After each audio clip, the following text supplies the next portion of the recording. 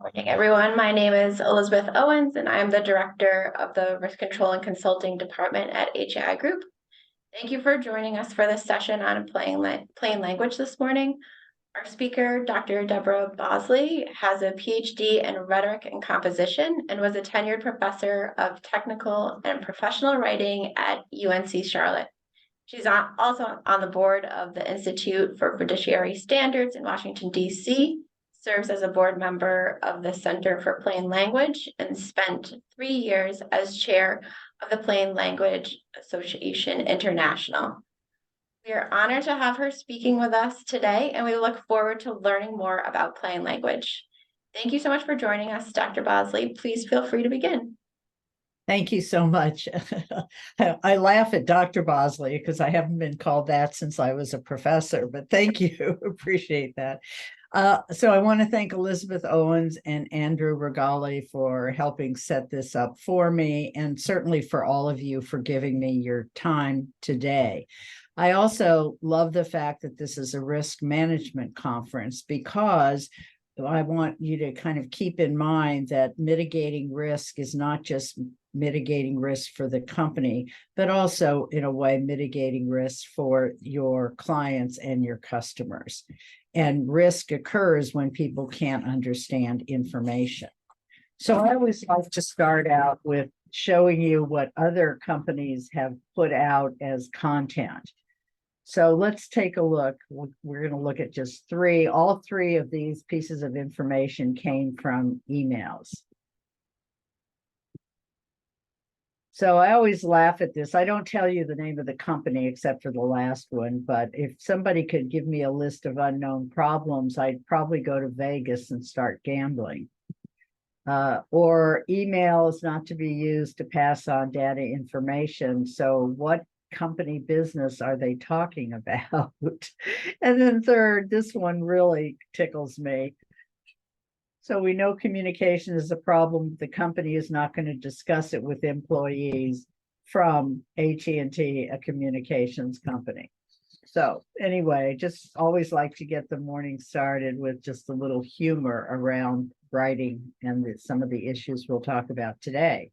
So if we were in one room together, I would ask you, in the last week, if you have received an email that seemed too dense and you just did not want to bother to read it, frankly, or if you looked at a legal document, a contract of some kind, and you're sort of scratching your head, because sometimes even lawyers don't understand necessarily what other lawyers have written, or if you received a cell phone bill and you can't quite understand what you're being charged for and why, then I would ask you to raise your hand. Every person in the room would raise their hand, because we are bombarded with data and information often that is confusing and dense and that we don't understand. And then I would ask you, how does it make you feel when you receive that information, particularly when it's something important, let's say from your bank or from your doctor or from your insurance company, frankly? What emotions would you have? In that case, I generally get responses like angry, frustrated, confused, deep sigh. And one person told me something they got in the mail, they just tore up. They were so frightened actually by not the fact that they didn't understand. So I want you to kind of keep those emotions in mind, and we will talk about those a little bit later. So see all those hands that would have gone up. So we use the word access a lot to talk about who needs to understand the information that we give out. And often companies use the word transparency to show that they are open to letting the public know about the company in many, many ways. But transparency really just means I told you. Clarity means I told you and you can understand it. So I'm going to help work your way from feeling that you're being transparent, because in many cases that's a legal requirement, to being transparent and clear so that people have access to your information.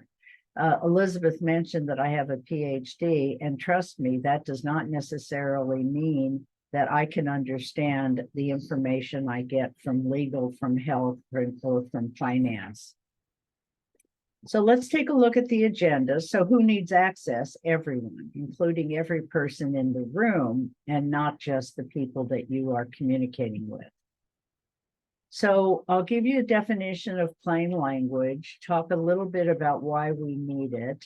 What are some of the issues around plain language and its use? Issues meaning ways in which you need to think about plain language. What are the strategies? Because plain language is not just, it's not like grammar. It's just this, here's a rule, do it. Here's a rule, do it. Here's a rule, do it. So it comes from a conceptual foundation, not just from a set of rules. And then finally, how do people benefit? I know we have questions at the end, but if there are questions as I go along, if Andrew or someone can cut in and ask it, I'll be more than happy to answer at the time. So let's get started with this part. What is plain language? So this is the definition that I like, that I created. It's the use of proven writing and design strategies that make it easy for your intended audience to find, understand, and use your content. The find, understand, and use, any definition of plain language that you come across will always emphasize those three elements: find, understand, and use. I also want you to notice that it says design set strategies. So it's not just the words themselves, but does the page of content or the screen of content look inviting? Does it have enough white space? Do I feel emotions again? Do I feel like this is going to be easy for me to read?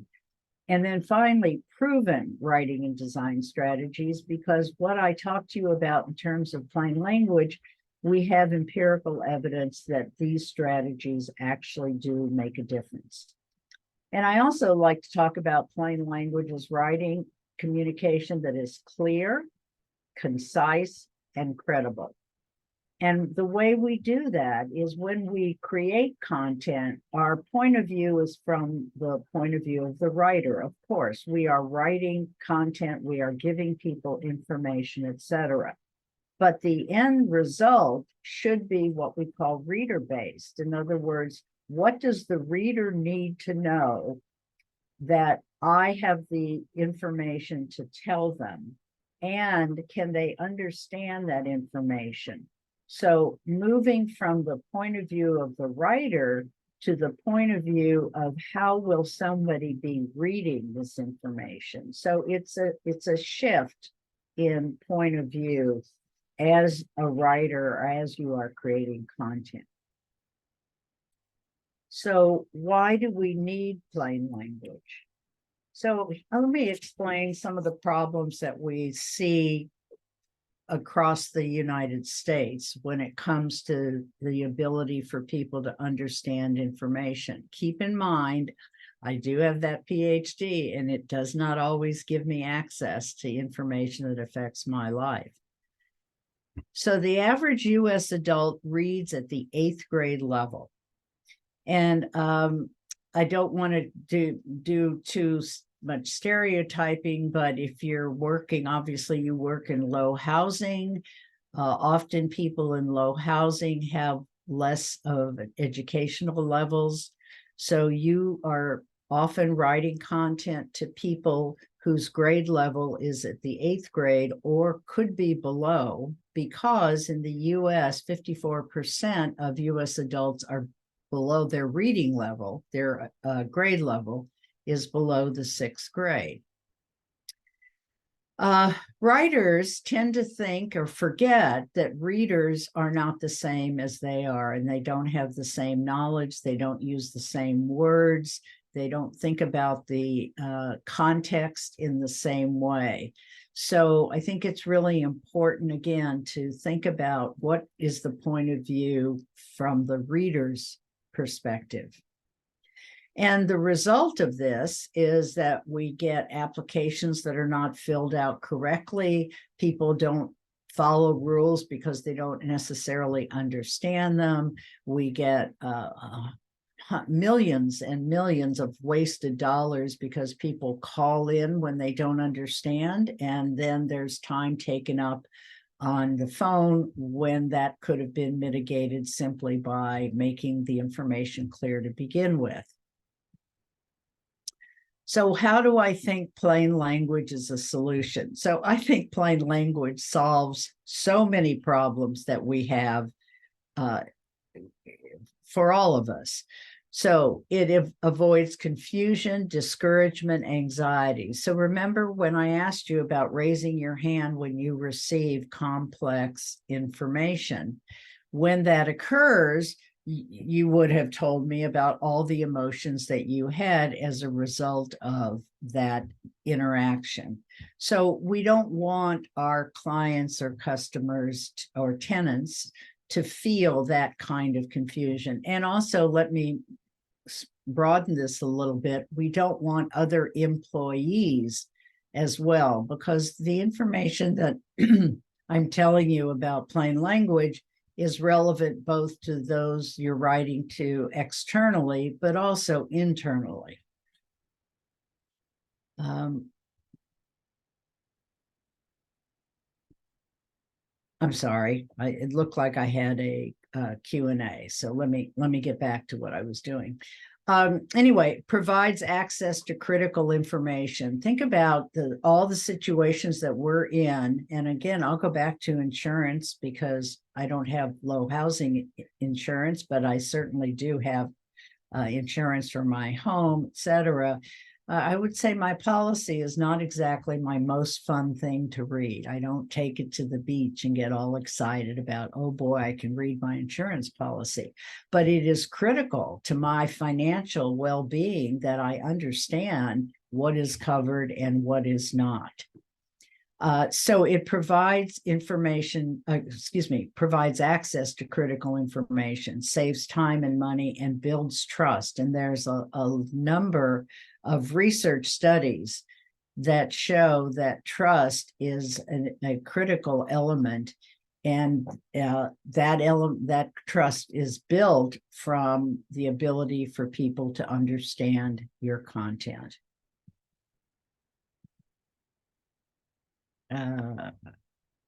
And finally, plain language is much more efficient. As you become more aware of the plain language strategies, as you condense your writing and make it more concise, it's going to be more efficient for you as a writer, as well as for you as for your readers. So another reason why we need plain language, well, let's just get to some of the heart of it. There are numerous regulations that require plain language. And I was kind of running around on the internet the other day because I like to keep track of some of these regulations, particularly in finance. But I noticed the lease agreements require the use of plain language. What's called the general obligations laws. Those of you in the audience, I'm sure, know much more about this than I do, given your position in the company. But notice that they say that written agreement entered into, now this is the lease, which you may or may not have responsibility for, but in any case, the tenants certainly do. The lease must be written in a clear, coherent manner using everyday words and everyday meanings. And then notice it goes into appropriately divided and captioned, which means in plain language that you're using headings to make it easy for people to find the information that they're looking for. So what are some of the issues? I've already mentioned that a number of issues have to do with your emotions. And so let's take a look at why that is. We like to think that we read with our intellect. We like to think we make decisions with our intellect, but in fact, there's a lot of research that shows that really our responses are often emotional, not necessarily logical.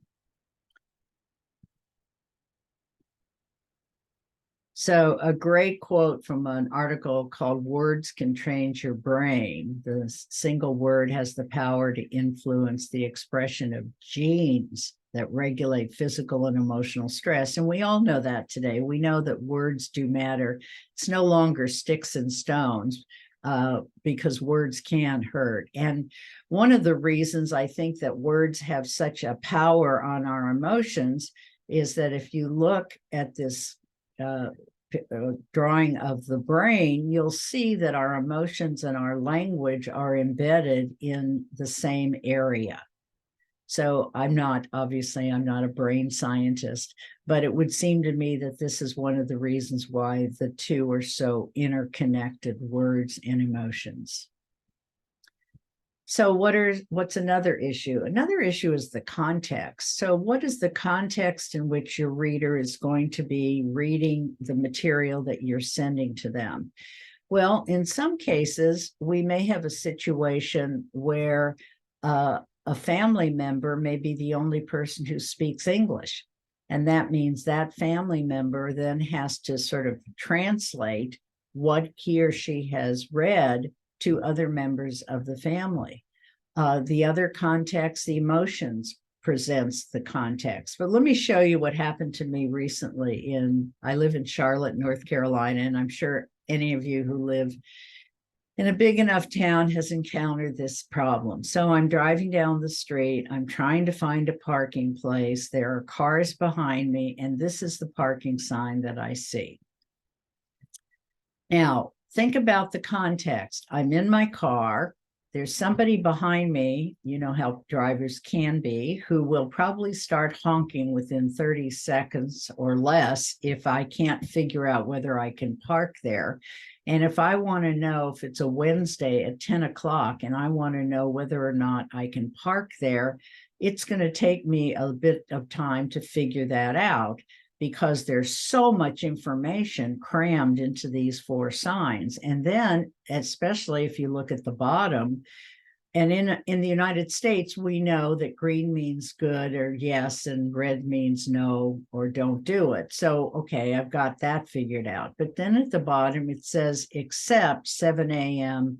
on to whatever 6:30 p.m. on Fridays. So does that go with, I guess that goes with the 2-hour parking. Well, meanwhile, while I'm trying to figure out whether or not I can park there on Wednesday at 5 o'clock, the person behind me has already started honking. And so in trying to figure it out, I am also surrounded with all of these emotions because of the context in which I'm being asked to read this information.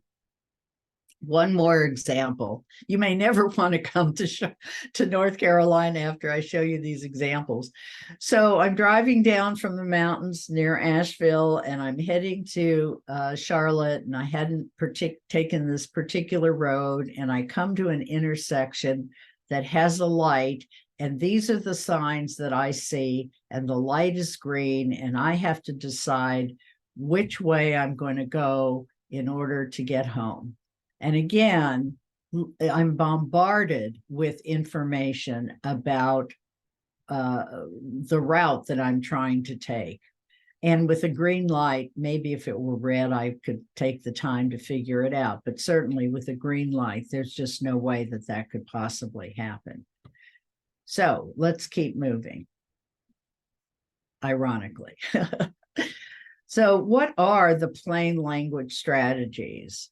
So the first 2 are particularly important to consider your audience. And I'll do a little bit more with audience in a minute or 2, but I think it's just really important that we understand as much as we can about our audience. And obviously we don't know everything. And in some cases we know very little, but we do know that it is important for the audience to understand and take action generally to the information that we're giving them. we have to understand the purpose. Like, what is the purpose for the document or purposes that you are sending them? Are you giving them information they didn't have before and they're going to have to change something? Are you giving them a reminder of something that is due or something that is action that is necessary for them to take?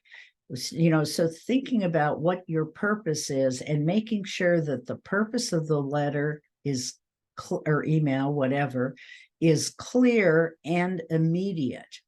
So I don't want to have to read 2 paragraphs before you tell me why I'm receiving this content. Years ago, I worked with an investment firm and they sent a letter out to their investors who were of a certain 70, I think they were 70 and a half, when you have to take the minimum amount of retirement funds. And they started the letter by saying, according to regulations by the IRS, and that sentence was in bold and underlined. Now, the purpose of the letter was really to get them to call and say, and the company was really just going to help them figure out what the minimum distribution they had to take was. But they got 10,000 negative phone calls because the opening line said, according to the IRS, which we all would have that kind of a response. So we reworked the letter, and the purpose is to help you understand or to help you, etc. So after the fiasco with the first letter, the revision not only created a 98% positive response, but and this was definitely not one of the company's goals, but hooray, the people brought millions of new dollars in because they were so relieved they understood the letter and because of the service on the phone. So these plain language strategies can have a profound profit effect on a company as well. Also, we want to be conversational. You don't want to sound like a bureaucrat. You want to sound like you're communicating human to human.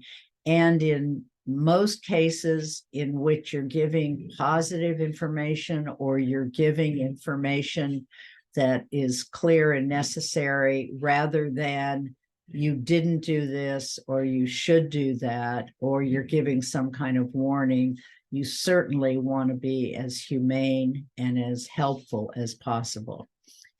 Using pronouns, you all do a really good job with that. I looked at several pieces of content, and the use of pronoun you to refer to the reader, it always literally, and again, with research, draws the reader into the information.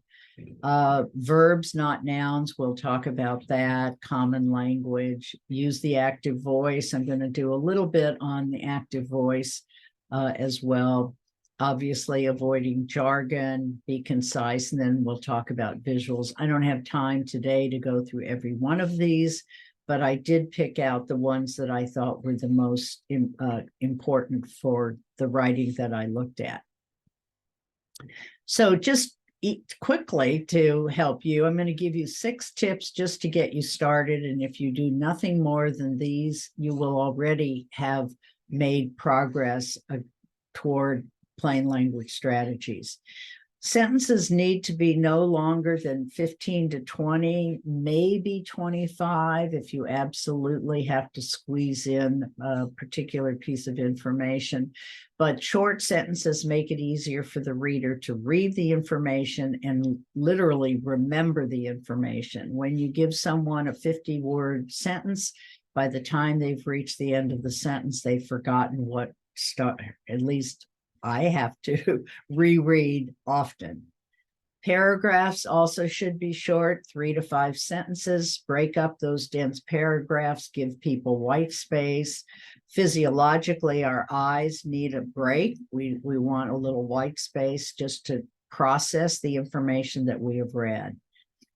We try to give people 3 to 5 headings per page, and I looked at a letter which I'll show you in a minute. And the writer used some very good headings, your right for information, your right to return, etc.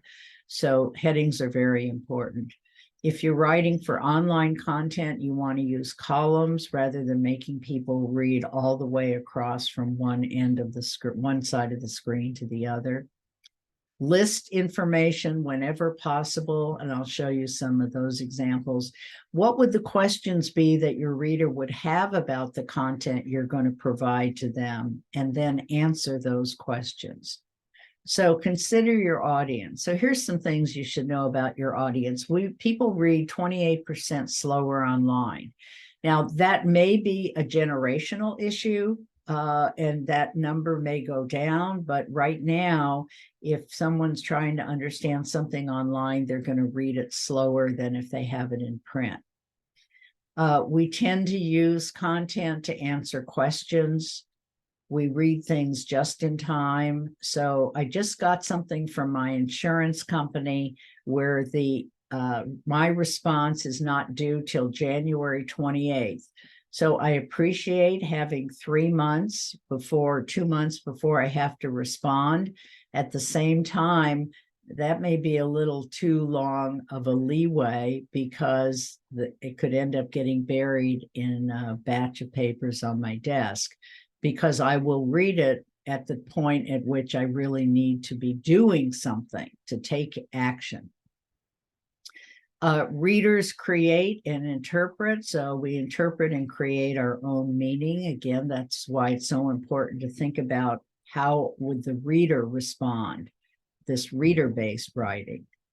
I hear this all the time, and I know it's true, that people skim, scan, but more importantly, they rarely read. And one of the reasons they rarely read the most important information for their lives is because they've been trained not to, because that information is usually presented in such a manner that they know it's going to be a slug to try to get through what it is they are supposed to read and understand. And then, of course, they'll just pick up the phone often. As I mentioned earlier, people often have to explain these critical documents to other people, which makes it even more incumbent upon you to write so that they can understand. Consider your purpose. So I always suggest that we give the main point first, that we explain by starting the purpose of this document is, or the purpose of this email is, or the purpose of this letter is. Get that up front right away. So let me just talk a little bit about a couple of strategies, and then I'll show you some before and afters that the afters I created from some of your documentation. So the active voice, if you weren't an English major, and even if you were, you may not remember, the active voice makes it very clear who is doing the action. So subject, verb, object.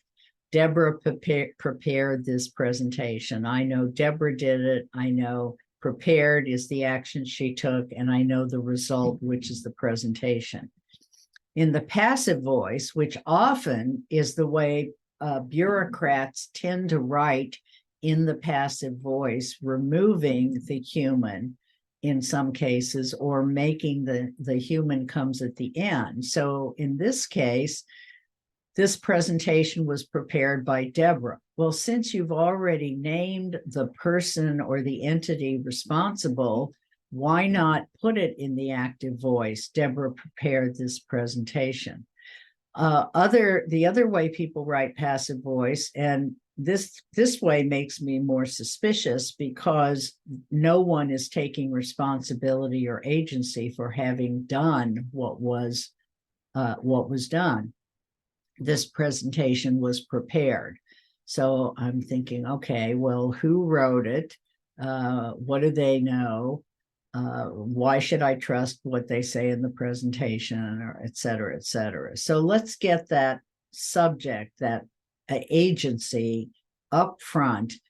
The other thing about the passive voice is sometimes you do want to use it when you want to refrain from being accusatory. So you might say, for instance, the lights were left on unnecessarily in the office. So that's a passive way. I'm not saying who left them. I'm just saying that the action occurred. And then I may go on and explain what we need to do about it. The other thing about the active voice and excuse me, and the passive voice is that the active voice is more energetic, it's more forceful, it's easier to read, it's easier to remember, and it uses fewer words. So I think I'm going to skip this. Well, I'll just quickly look at this. So if you notice in the passive and the active, the same information, I'm giving the same information using fewer words and putting personnel department up front. In the second, with 12 words, a determination must be made. Remember when I mentioned it's important to use verbs? So in this case, why say a determination must be made when what you're really saying is we must determine? And notice fewer words, easier to read. If you went to a cocktail party, you would not want to have a conversation with someone who only spoke in the passive voice. So here, let's take a look at something that came from, this was an example that was given to me. And so this has to do with the fact there's going to be construction done on some property, and people need to do tenants need to do certain tasks prior to someone from the insurance company or the housing employee inspecting the property. So let's start at the top and notice a few things. So here we said it will be inspected by a representative. So we know we have a passive sentence, passive voice. Why not say a representative from our insurance company, or on January 17th, a representative from our insurance company and a housing employee will inspect, etc. Then we say entry will be made whether you are home or not. Now, this may be a situation in which you're warning someone or this person has been a problem, but entry will be made whether you're home or not, to me sounds very aggressive. And I'm going to show you an after and show you ways in which that I made some changes. Next, we have the word cure. Well, I think most people associate the word cure with medical situations, not with my property. Again, must be removed. The following items must be removed. Again, using the passive voice. You're really saying you are responsible or you must remove. Again, must be parked for your car. So, excuse me. So back here, so in this one, there's just a few places where I think if we made a few changes, it would really make a difference in the sort of the tone and the use of a word that people might not quite understand, although probably from the context they would get it, but why use a word like cure? So here's some changes we made. So I said someone, but I should have said a representative. So that's my bad. A representative from our insurance company will inspect and then I changed exterior and interior to inside and outside. Because again, inside and outside is what you're talking about. And I think most people don't generally talk about the exterior of their housing unit. They talk about the outside. We will enter your home even if you're not there. At least by using we, you're taking responsibility, saying we will be, or the representative, perhaps I made that error. So the representative will enter your home even if you're not there. And then in the original, it said the following, it says, please cure the following lease violations immediately. So I just changed it to be a little friendlier to before we arrive, please do the following. Now, again, the tone sometimes is a function of maybe this is someone you've had to remind 14 times. And so, you know, the tone naturally would be a bit different. But on the other hand, if it's just a common inspection reminder, then I think the tone is really critical. So I changed it to inside your home and outside your home. Oh, excuse me. I also, under vehicles, I changed, you need to park on your driveway or the road. You may not park on your lawn. In the lawn, it said, be sure to remove overgrown bushes or plants. And then, you know, I wasn't really quite clear about trim back overgrown shrubs, vegetation, and or remove any growing into homes. I wasn't quite sure what that meant. Maybe it means ivy growing on the property.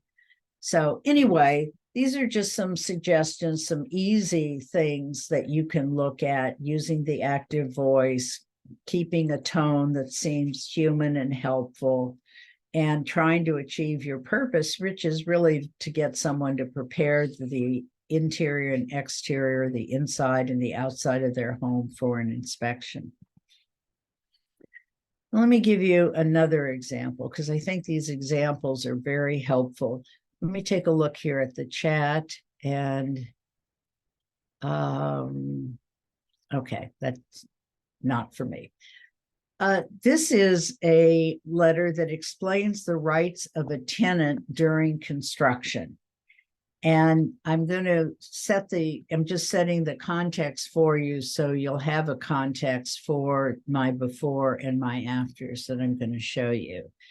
And, you know, I think part of the biggest purpose is describing their rights under RAD, which I don't know what RAD is, but you did explain it up near the top, rental assistance demonstration. So it's fine to use the acronym after you've explained it. And also to reassure people that whether you, the writer of the letter, the company, participate in rental assistance demonstration, although I don't know what they mean by demonstration. So there's that. They will still get rental assistance, because obviously that is a critical piece of information. So one way, a simple way, would be to take information and use bullets and lists to make the information clear and easier for the reader to pull apart to find the most important pieces of information. Let me take a look at a couple of questions. Oh, someone said most of the communication to residents regarding RAD comes directly from HUD. Okay, well, I didn't know that. Or I would have used different examples, and I'm not sure we're going to change HUD today, but you will still learn from the examples I'm giving you. And this is a common issue. I had this with another client recently, and it had to do with responding to a request for proposals, and they were not the agency that actually wrote the request. So I understand the problems, but the strategies are still relevant to you. So we use bullets when all items are equal, and we use numbers when it's chronological, when there's steps in the process, and then when there's a hierarchy of importance. So let me show you what something as simple as just simply using lists could do. So if I asked you to read this, just quickly scan it.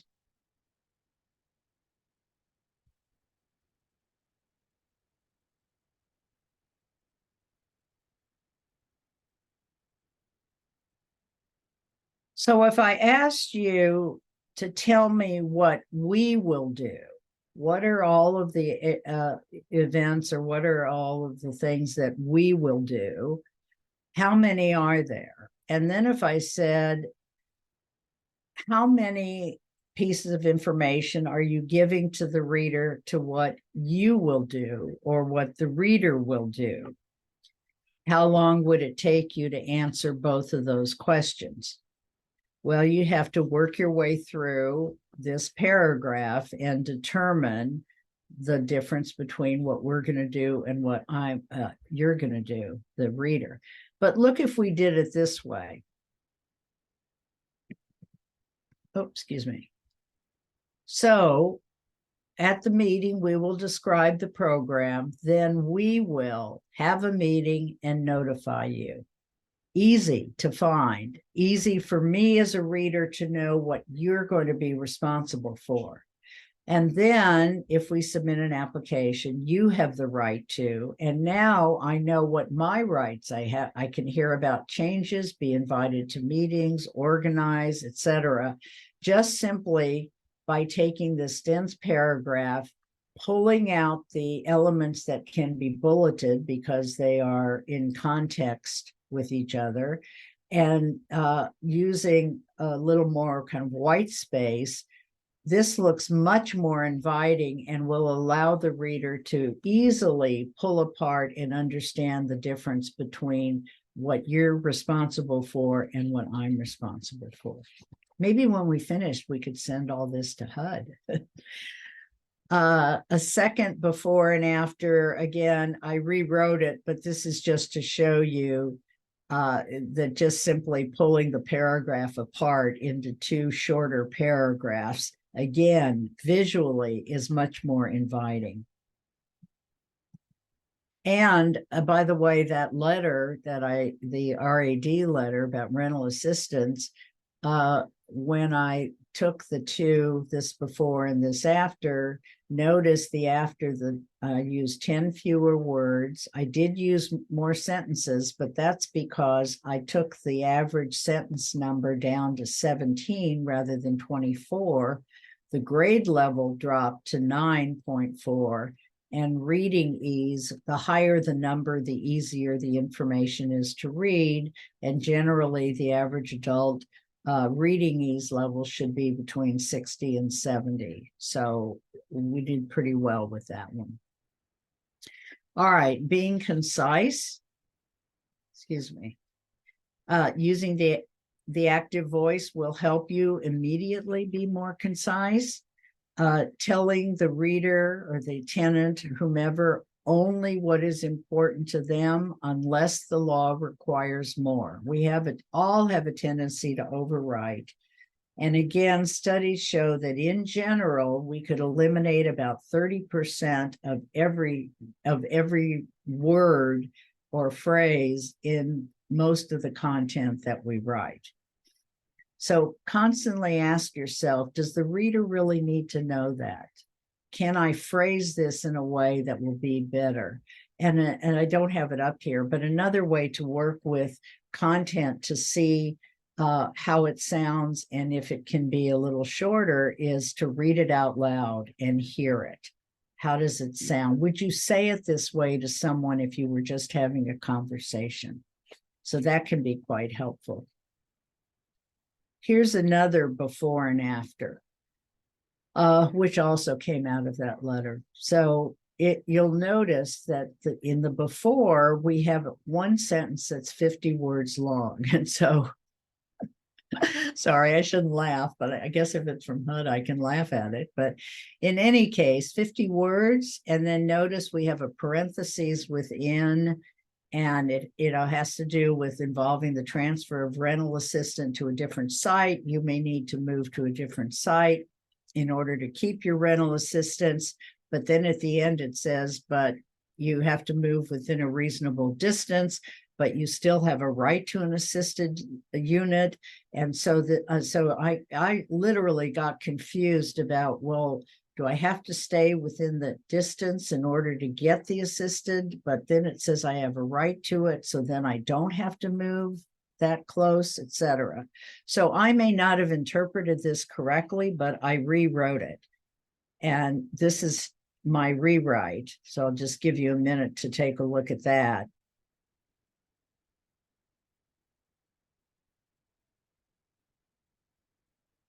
Now, the first sentence is 20 words, the second sentence is 17. Again, I may have misinterpreted the whole issue about your new site being at a reasonable distance. But if I misunderstood it, think about your tenant as well.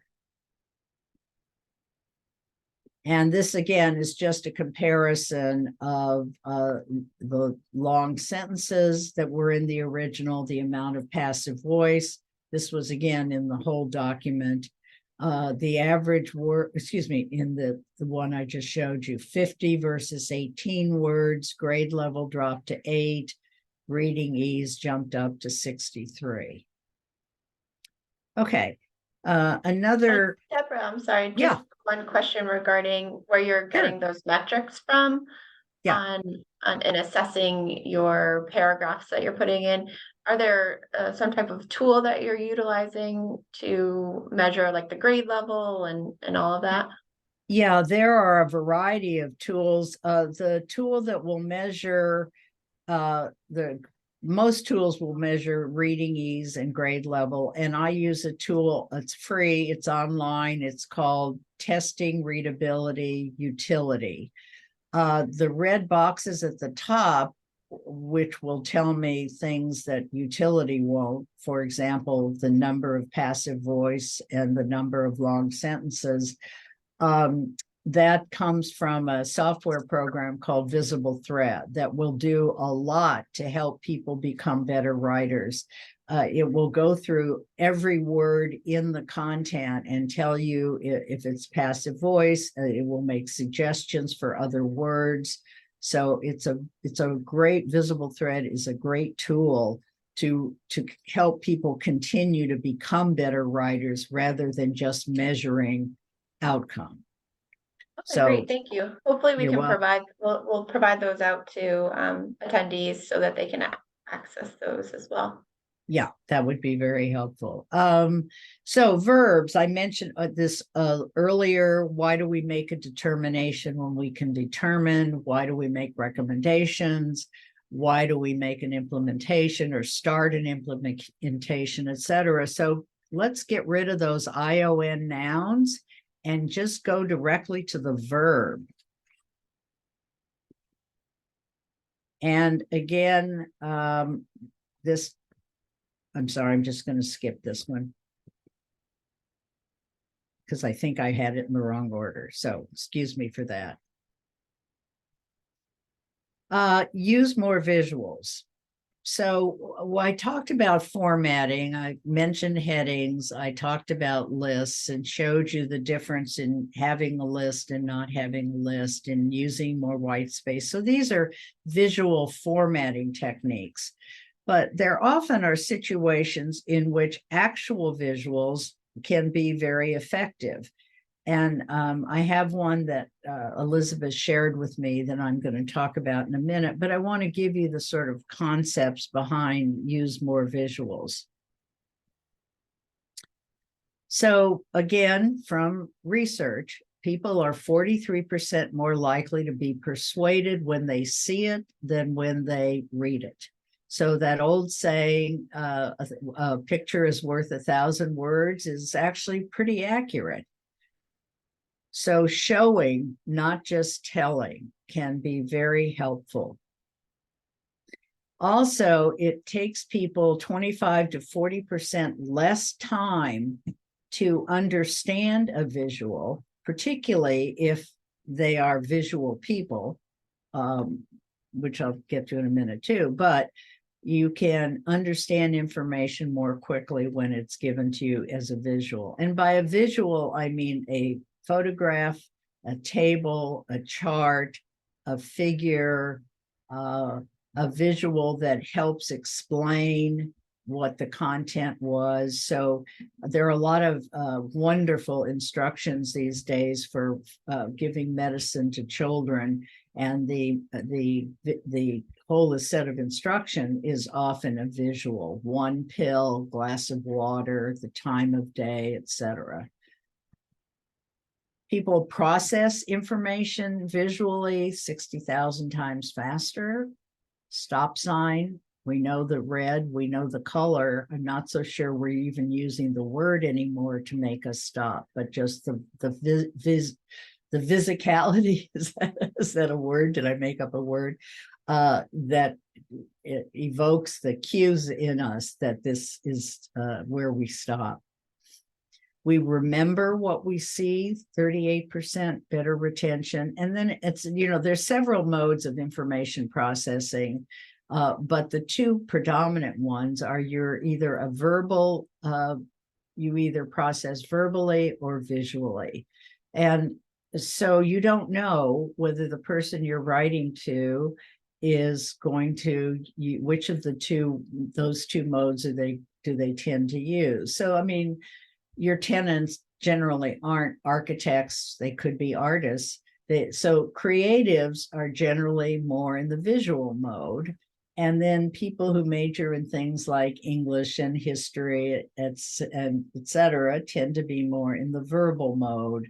When you go through school, through elementary school, you are using books that often are full of visuals of one kind or another, as well as the words. So using a visual and explaining what the visual means allows people to take in information in two different ways. Obviously, we want to keep visuals simple, just the way we want to keep the verbal content simple. So here is, I wish we could really have a conversation about this, but this was a visual that I was sent to use in this in my presentation today. And if we were in a room, so I'm going to make some comments about this. This to me, just as just a reader, is too packed full of information, both visually and verbally. So, for example, if I asked you, where do your eyes land? I think at first I looked at don't lose your Medicaid, but then my eyes were immediately drawn to the heart and I assume the family within the heart. Okay, so I guess that represents Medicaid. But then my eyes went from, I talk with my hands, I'm sorry, but I do. Then my hands went down from the heart to this New York State Medicaid, health, et cetera, et cetera.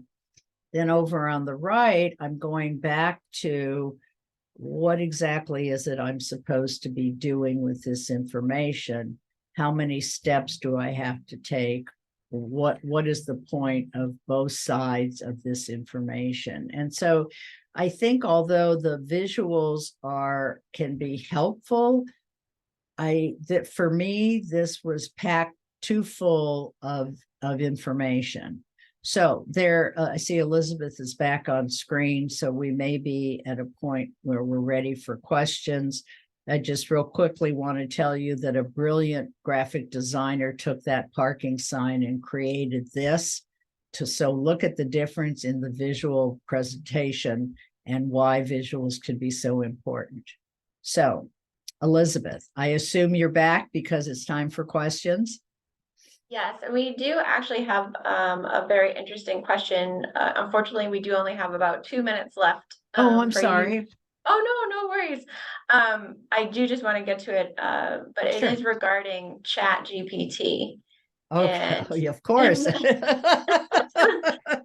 I have an answer, but what are your thoughts on utilizing Chat GPT for drafting, general communications to residents, and if there are any risks that could possibly occur utilizing Chat GPT? Okay, so I think Chat GPT can be very useful to create a first draft of content. It has to be looked over by legal, obviously. I would think, maybe not, but depending on what it is. We would say yes. Yeah, I would say yes too. So there's that. But first of all, Chat GPT doesn't get everything right, and it doesn't always set the right tone. But if it's uh, oh my God, I have all this data, what am I going to do? I think it can be very useful as a first draft, but not as a final draft that gets sent to anybody.